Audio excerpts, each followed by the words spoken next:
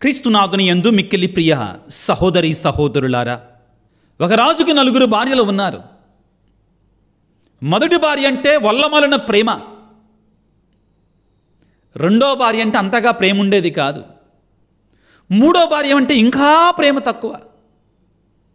4వ భార్య అసలు ఇష్టమే ఉండేది కాదు. అస్సలు దాన్ని పట్టించుకునేవాడు కాడు. మొదటి భార్యను రోజు చూసేవాడు, ఎప్పుడు దాని దగ్గర ఉండాలనుకునేవాడు, కలిసి ఉండాలనుకునేటువంటి వాడు. రెండో భార్యను అప్పుడప్పుడు చూసుకునేవాడు. మూడో భార్యను అందరికీ చూపించేవాడు. 4వ భార్యను మాత్రం పట్టించుకునేవాడు కాడు. ఏమిటిది? ప్రియులకు దేవునుల, మొదటి భార్య మన శరీరము. ఈ శరీరాన్ని మనం ఎప్పుడు కూడా చూసుకోవాలనుకుంటాం, ఎప్పుడు కూడా తోడుగా ఉండాలనుకుంటాం. ఈ శరీరానికి జాగ్రత్తలు, చాలా జాగ్రత్తలు చేస్తాం. అద్దం ముందు గంటలు గడుపుతాం. మొదటి భార్య. రెండవ భార్య సిరి సంపదలు, డబ్బు, ధనం కోరుకుంటాం. మూడవ భార్య పేరు ప్రఖ్యాతులు. 4వ భార్య ఆత్మ. 4వ భార్య ఆత్మ. చనిపోయే సమయం వచ్చింది రాజుకి. మొదటి భార్యను అన్నాడు, ఏమని? నువ్వు నాతో పాటు వస్తావా? నేను ఎట్టి పరిస్థితుల్లో రానన్నది. ధనం కావచ్చండి అది. ఏంటిది? ధనం. నువ్వు చనిపోగానే నేను వేరే వాడిని చూసుకుంటా. నువ్వు చచ్చిపోగానే నేను వేరే వాడిని చూసుకుంటా. నాకు ఇంకా చాలా యవ్వనం ఉంది. ధనం కూడా అంతే ప్రియులారా. మనం చనిపోగానే అది వేరే వాడి పాలవుతుంది. ప్రభు అంటాడు ఈ రోజున, ఏమంటాడు? నువ్వు మరణించిన తర్వాత నీ ధనం ఎవరి పాలవుతుంది? ధనం ఆగదు కదా, వేరే వాడి దగ్గరికి వెళ్తుంది. రెండో భార్యను అడుగుతాడు, నేను చనిపోతున్నా, నాతో పాటు వస్తావా? ఎట్టి పరిస్థితుల్లో రాను. నువ్వు చనిపోగానే నేను వేరే వాడిని వరిస్తాను. పేరు ప్రఖ్యాతలు. ఇవాళ పెద్ద పదవిలో ఉన్నటువంటి వాడు చనిపోయిన తర్వాత ఇంకోటి వస్తాడు ఆ చోట్లోకి, వేరే వాడిని వరిస్తుందండి పేరు ప్రఖ్యాతలు. మూడవది,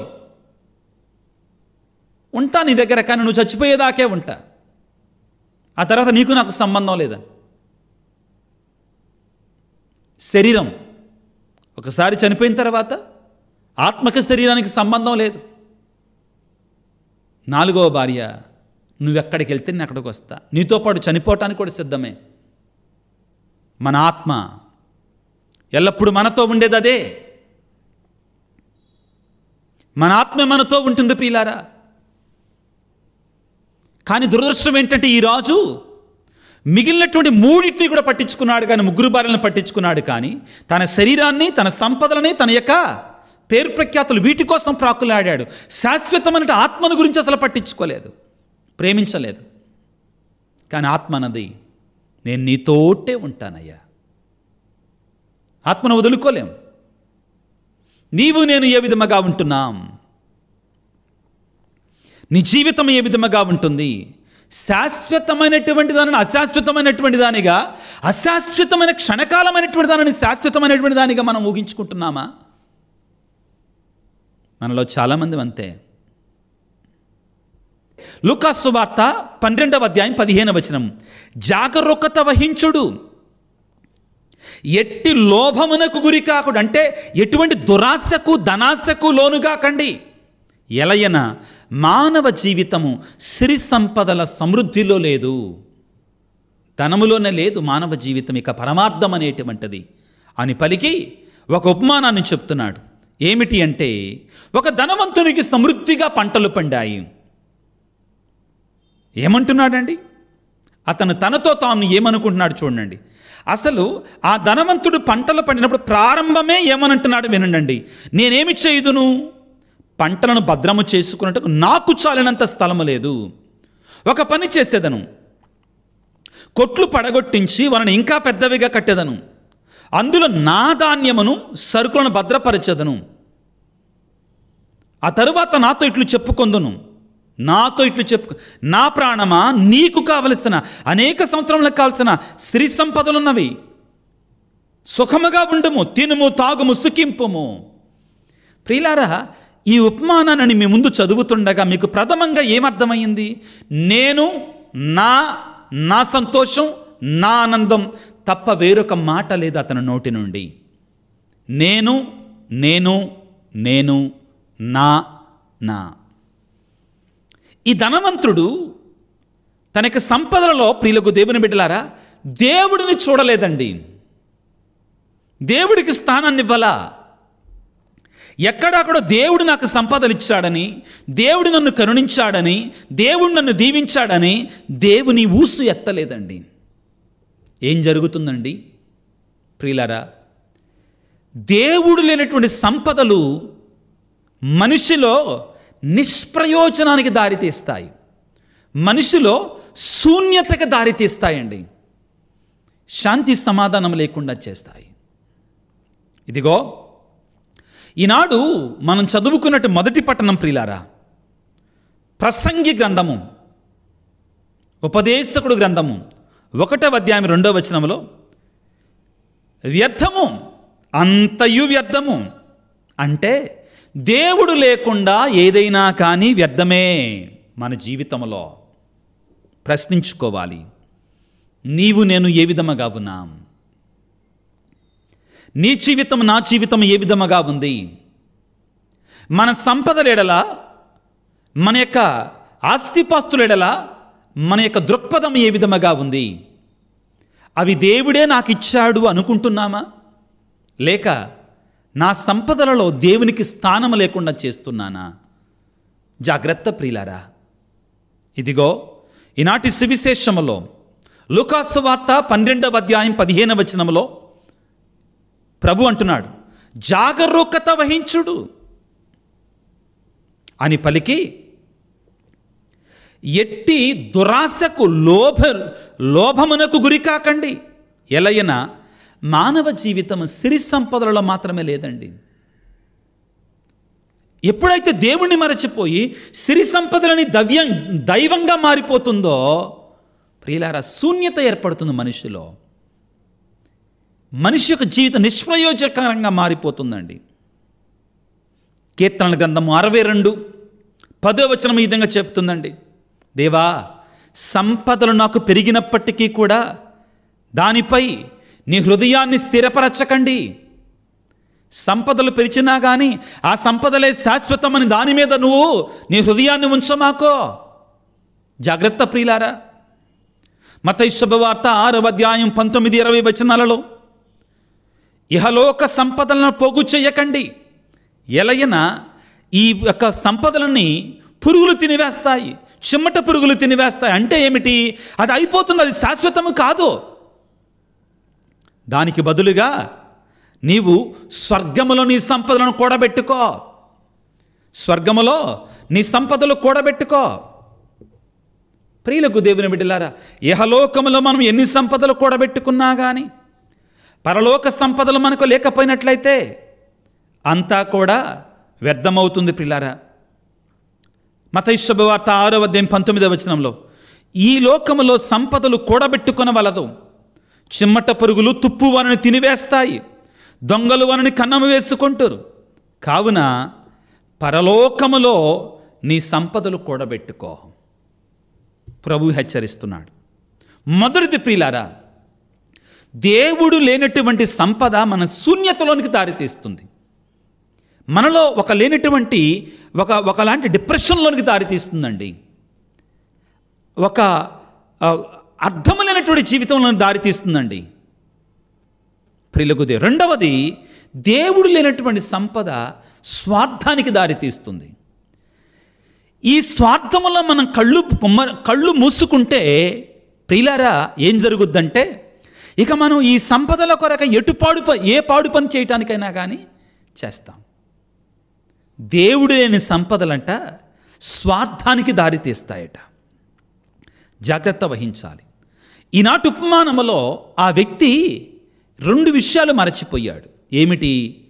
తనకు సంపదలిచ్చిన దేవుణ్ణి, ఆపదలో ఉన్న పొరుగువాణ్ణి. వీళ్ళిద్దరు తనకు గుర్తురాలా. నేను, నా పంటలు, నా ధనము, నా సంపద, నా సుఖము, నా సంతోషము, తినుము తాగుము సుఖించుము. దేవుడు లేని సంపదలు స్వార్థానికి దారితీస్తాయి. ఇదిగో లూకా సువార్త 12వ అధ్యాయం 18వ వచనంలో ఏమంటాడండి అతను? ఒక పని చేసేదను, కొట్లు పడగొట్టించి వారిని ఇంకను పెద్దవిగా చేస్తాను, అందు నా ధాన్యమును సరుకులను భద్రపరచదము, నా ప్రాణమా తినుము తాగుము సుఖించుము. ఎవరి గురించండి? ఇదే నా జీవితం, ఇదే నా మానవ జీవితం. జాగ్రత్త వహించాలి. అందుకోసమేనైతే ప్రమాదంలో పడ్డట్టే. తిమోతి పత్రికలో, మొదటి తిమోతి పత్రికలో 6వ అధ్యాయం 10వ వచనంలో చాలా స్పష్టంగా ఉంటుందండి. ప్రియులారా, ధనమట అన్ని చెడులకి మూలం అంటండి. సర్వ అనర్థాలకి మూలం ధనం అంటాడండి. ఎప్పుడు? దేవుడు లేకుండా స్వార్థముతో స్వలాభంతో మాత్రమే జీవిస్తున్నట్లయితే. కొంతమంది అట ఈ ధనం కారణంగా దేవుని యందు వారి విశ్వాసాన్ని కోల్పోయి పరలోకాన్ని కోల్పోయారట. జాగ్రత్త ప్రియులారా, నీవు నేను ఏ విధముగా ఉన్నాము ఆత్మపరిశీలన చేసుకోవాలి. ఇదిగో సామెతల గ్రంథం 11వ అధ్యాయం 24వ వచనంలో, ఒకడు స్వేచ్ఛగా ఇస్తాడు అందరికీ, అయినా కానీ ఎంత ఇచ్చినా కానీ ధనవంతుడిగానే ఉంటాడు. మరొకడు పిల్లికి కూడా భిక్షం పెట్టాడు, ఎంత చేసినా కానీ అతడు కూడా పేదోడిగానే ఉంటాడు. అంటే అర్థం ఏంటి? ఇది దేవుని కృప, దేవుని దీవెన, దేవుని యొక్క ఆశీర్వాదం. దీన్ని మనం గుర్తుపెట్టుకోవాలి. కొంతమంది ఎంత ఇచ్చినా కానీ వాళ్ళ ధనం తరగదంటండి. అంటే ఇది దేవుని ఇచ్చినటువంటిది, మన యొక్క సొంతం కాదు. ప్రియులకు దేవుని బిడ్డలారా అనే సత్యాన్ని మనం మరచిపోకూడదు. ప్రియులకు దేవుని బిడ్డలారా, ఎప్పుడైతే సంపదల మీదే పూర్తిగా మనం ధ్యాసను ఉంచుతామో, స్వార్థమైన బుద్ధితో మనం జీవిస్తామో, ప్రియులారా, మనము శాశ్వతమైన విషయాలు మనం మరిచిపోతామండి. మరణానంతర జీవితాన్ని మనం లెక్క చేయం. ఆ ధనం ఆ విధంగా మనల్ని పరిగెట్టేటట్లుగా చేస్తుందండి. పవిత్రమైన జీవితాన్ని లెక్క చేయం. దేవుడికి సమయం ఉండదో, ప్రార్థనకి సమయం ఉండదో, పరుగులు పెడుతూనే ఉంటాం, ఉరుకులు పెడుతూనే ఉంటాం.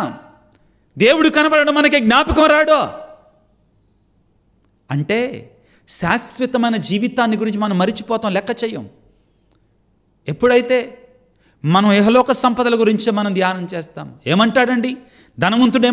నా ప్రాణమా తినుము తాగుము సుఖించుము, నీకు ఎన్నో సంవత్సరాలకు కావలసినటువంటి సంపదలు ఉన్నాయి. అంటే ఈ లోకం గురించే వాడు ఆలోచిస్తున్నాడు. మరి మరణం తర్వాత దాని గురించి వాడు ఆలోచించట్లా. కొలస్సీ పత్రిక 3వ అధ్యాయం 12వ వచనంలో పౌలు గారు ఈ విధంగా అంటున్నాడు, భూమిపై ఉన్న వాటి గురించి కాక పైన స్వర్గములో ఉన్నటువంటి వాటి గురించి కూడా ఆలోచించండి. మీరు ధనవంతుడికి ఆ సమయం లేదు. ఉపమానములో ఏమంటాడు? నా ప్రాణమా తినుము తాగుము సుఖించుము, నీకు ఎన్నో సంవత్సరాలకు కావలసినటువంటి సంపదలు ఉన్నాయి. కానీ అతను మరిచిపోయింది ఏంటంటే, అతని స్ఫురణకు రానటువంటిది ఏంటంటే, ఈ ప్రాణం శాశ్వతమైనటువంటిది కాదు, దీని తర్వాత మరొక జీవితం ఉంది. దాని పరిస్థితి ఏంటి? ధనములో మునిగిపోయినటువంటి వాడు, దేవుణ్ణి మరచిపోయినటువంటి వాడు పరలోక జీవితాన్ని గురించి ఆలోచించలేడు. అది ప్రమాదం, ఇంకా గొప్ప ప్రమాదం, చాలా భయంకరమైన ప్రమాదం. ప్రియులారా, జాగ్రత్త వహించమంటున్నాడు. ఇదిగో మత్తయి శుభవార్త 16వ అధ్యాయం 26వ వచనంలో, లోకమంతటి సంపాదించి నీ ఆత్మనే కోల్పోతే ప్రయోజనం ఏంటి? దురాశతో ధనాశతో ఉన్నటువంటి వాడు లోకమంతా సంపాదించడానికే ప్రాకులాడతాడు, ప్రయాణం చేస్తాడు, ఉరుకులు పెడతాడు. బట్ వాట్ అబౌట్ నీ మరణానంతర జీవితాన్ని గురించి ఏమిటి? ఏమంటాడు? లోకమంతా సంపాదించి ఆత్మను కోల్పోతే ప్రయోజనం ఏంటి? ప్రియులారా, 4వది ముఖ్యమైన అంశం ఏంటంటే, దేవుడు లేని సంపద మనిషిని ఆందోళనకి, కంగారుకి, భయానికి దారితీస్తుంది. ఎంతోమంది ధనవంతులు నిద్రపట్టదు వాళ్ళకి. ఎంతమంది లేరండి కోటీశ్వరులు, నిద్రమాత్రలు మింగేటువంటి వారు? ఎంతమంది లేరండి కోటీశ్వరులు ఆత్మహత్యలు చేసుకున్నటువంటి వారు? శాంతి సమాధానం దేవుడు లేని సంపద, దేవుడు లేని సంపద శాంతి సమాధానం ఇవ్వదో. ఎంతమంది ఆత్మహత్యలు చేసుకోవట్లేదు పిల్లరా? నిజం కాదంటారా? ఉపదేశకుల గ్రంథము 2వ అధ్యాయం 23వ వచనములో, అటువంటి వారు జీవించిన నాళ్ళు కూడా దుఃఖముతో శోకముతో జీవిస్తారంటండి. రాత్రి సమయంలో కూడా మనశ్శాంతి ఉండదంటండి. ఎవరు? దేవుని మీద నమ్మకం లేకుండా ధనం మీద నమ్మకం ఉంచినటువంటి వాడికి. జాగ్రత్త వహించాలి. ఫిలిప్పీ పత్రిక 4వ అధ్యాయము 6-7 వచనాలలో, ఏ ఆందోళన లేకుండా, ఏ కంగారు లేకుండా మీ అవసరతలను దేవుడికి తెలియచేయండి. ఆయన మీద వెయ్యండి మీ భారాన్ని. ధనం మీద కాదు మీ భారాన్ని వేయవలసింది. ప్రియులారా, ప్రభువు ఈ రోజున ధనం చెడ్డది అంటలేదండి. మనం అపార్థం చేసుకోకూడదు, మిస్అండర్స్టాండ్ చేసుకోకూడదు. కానీ ఒక వ్యక్తి దైవాన్ని మరచిపోయి పూర్తిగా ధనం మీద ఆధారపడినట్టయితే ఏ విధంగా మారిపోతుందో దాని జీవితం. రాను రాను ప్రపంచంలో మానవాళి ఇటువైపు ప్రయాణం చేస్తుంది. ప్రియులారా, ఈనాడు యేసు ప్రభు అంటున్నాడు, లూకా సువార్త 12వ అధ్యాయం 20వ వచనంలో, కానీ దేవుడు అతనితో, ఓరి అవివేకి, ఈ రాత్రికే నీ ప్రాణములు తీసివేయబడను, అప్పుడు నీవు కూడబెట్టినటువంటి ధనము ఎవరికి చెందును? ఇక్కడ ఒక మాట మనం గుర్తుపెట్టుకోవాలి. ఈ సృష్టిలో ఉన్న సకల చరాచర రాసులు, సకల సంపదలు కూడా దేవునివే, ఆయన సొంతం. నాదంటూ ఏమీ లేదు. యోబు చెప్పినట్లుగా దుశ్శమలతో ఈ లోకానికి వచ్చాను, దిశమల నుంచే వెళుతున్నాను. కానీ దేవుడు ఈ లోకంలో ఇచ్చిన ఉన్నంతకాలం కూడా ఇచ్చినటువంటి ఆ సంపదలని కృతజ్ఞతాభావముతో పరుల మేలు కొరకై, నా మేలు కొరకై, మంచి కొరకై ఉపయోగించాలి. దీనిని చేసినప్పుడు తప్పు లేదండి. ఇటువంటి దృక్పథంతో ఉండగలిగితే, దేవుడితో కలిసి మనం దేవుని కృపగా భావించి సంపదలను స్వీకరించగలిగితే అది సంతృప్తినిస్తుంది. కొంచెమైనా కానీ సంపదల మీద ఆధారపడక దేవుని మీద ఆధారపడటానికి ప్రయత్నం చేయి. ఇహలోక జీవితమే శాశ్వతం అన్నట్లుగా జీవించకుండా, నీ తర్వాత నాకు ఒక లోకం ఉంది, దాని పరిస్థితి ఏంటి, దానికోసం నేను సిద్ధపడాలి. ఈ సంపదలని పరలోకములో సంపదలు కూడబెట్టుకున్నటకై, ఏమిటి పుణ్యాలు చేసుకున్నటకరకై ఆస్తిగా వినియోగించు. అప్పుడు ఆ సంపదలు నీకు దీవెనగా మారతాయి. తల్ల వంచి ప్రార్థన చేసుకుందాం. సర్వశక్తిమంతుడా, సర్వోన్నతుడా యేసురాజా, ఈనాడు వాక్యము ద్వారా చాలా స్పష్టంగా మాకు తెలియజేశావు. ఎప్పుడైతే మేము మా ధనాన్నే దైవముగా భావిస్తామో అప్పుడు ఆ ధనమే మాకు శాపముగా మారుతుంది. కానీ ఆ ధనాన్ని నీవే మాకు ఇచ్చావయ్యా, నీ ద్వారానే మాకు వసగబడింది. నీకు స్తోత్రాలు, నీకు వందనాలు అనే కృతజ్ఞతాభావముతో ధనం మీద నమ్మకం ఉంచక దైవం మీద నమ్మకం, నీ మీద నమ్మకం ఉంచమని అడుగుతున్నావు. అదేవిధముగా ఈనాడు లోభివాని వలె, నా ప్రాణమా తినుము తాగుము సుఖించుము, నా సంపదలు నేను అనకుండా, దేవా నీ కనికరాన్ని బట్టి నీకు స్తోత్రాలయ్యా, నీవు నన్ను కాపాడు వాడవయ్యా, నీవు నన్ను నడిపించు వాడవయ్యా, నీవే నాకు సమస్తాన్ని ఇచ్చావు అనే కృతజ్ఞతాభావాన్ని కలిగి జీవించే కృపను మాకు దయచేయి. అదేవిధంగా నీవు మాకు వసగినట్లు మేము కూడా నీ పరిచర్య కొరకై ఇచ్చులాగున, పొరుగువారి కొరకై, పేదల కొరకై ఇచ్చులాగున, తద్వారా పరలోకములో ఆత్మీయమైన సంపదలు కూడబెట్టుకునేలాగున, పరలోకములో ఆస్తిని కూడబెట్టుకునేలాగున మమ్మ దీవించండి తండ్రి. ఓ ప్రేమమయుడా, మాలో ఒకవేళ ధనము ధనమని దానవుడిలాగా, ఘనము ఘనమని గర్విష్ఠిలాగా మారిపోతున్నట్లయితే మాలో కనువిప్పు కలిగించండి, హృదయ పరివర్తన, మనోపరివర్తన కలిగించమని ప్రభువా ఈనాడు ఈ వాక్య పరిచయలో పాల్గొంటున్నటువంటి నీ బిడ్డలందరిని దీవించండి నా తండ్రి, ఆశీర్వదించండి. ప్రత్యేకంగా ఈనాడు ప్రభువా అనారోగ్యంతో బాధపడుతూ, తీరని వ్యాధులతో, నయముకాని వ్యాధులతో బాధపడుతూ ప్రార్థించమని అడిగినటువంటి బిడ్డలందరి కొరకే ప్రార్థిస్తున్నాను తండ్రి. నీ పరిశుద్ధాత్మ శక్తిని వారి మీద కుమ్మరింపచేయండి. నీ గాయపడిన హస్తాలతో వారిని స్వస్థపరచండి. ప్రభువా ఎన్నో కుటుంబాలలో భార్యాభర్తల మధ్యలో సఖ్యత లేదు నాయన. కుటుంబాలు కట్టబడాలి ప్రభువా, నీ కోరిక ఇది నాయన. భార్యాభర్తల మధ్యలో శాంతిని, సమాధానాన్ని, ప్రేమ బంధాన్ని బలపరచండి. పిల్లలు తల్లిదండ్రుల మధ్యలో అవగాహనను పెంచండి తండ్రి. అదేవిధముగా ఎంతోమంది బిడ్డలు వివిధ రకాలైనటువంటి శ్రమలలో ఉండి ప్రార్థించండి అయ్యా. కుటుంబాలను గురించి, ఇబ్బందులను గురించి, అవసరతలను గురించి ఎంతోమంది బిడ్డలు ఆశతో అడుగుతున్నారు ప్రభువా. ఆ బిడ్డలందరి కొరకే ప్రభువా, నీ గురువుగా, నీ మధ్యవర్తిగా, నీ బిడ్డల కొరకే ప్రార్థించే గురువుగా వేడుకుంటున్నాను తండ్రి. వారి యొక్క కన్నీటి ప్రార్థనను ఆలకించండి. ఈ యొక్క వీడియో క్రింద ఎవరైతే మెసేజ్లు ఉంచుతున్నారో వారందరి కొరకే ప్రార్థిస్తున్నాను తండ్రి. ఈనాడు ప్రత్యేకంగా ప్రభువా ఎవరైతే వారి ప్రార్థన ద్వారా నన్ను బలపరుస్తున్నారో, వారి ప్రార్థన ద్వారా ఈ పరిచర్య ముందుకు సాగటానికి ఆత్మీయంగా శక్తినిస్తున్నారు, వారందరిని దీవించండి నాయన. ఇదిగో వారి ప్రార్థన నాకు కొండంత అండ ప్రభువా. నీతో ఉండడానికి, ఈ పరిచర్య చేయడానికి ఎంతోమంది బిడ్డలు నా కొరకే ప్రార్థన చేసేటువంటి వారు ఉన్నారు. వారిని బట్టి నీకు స్తోత్రాలు తండ్రి. వారిని దీవించండి నాయన.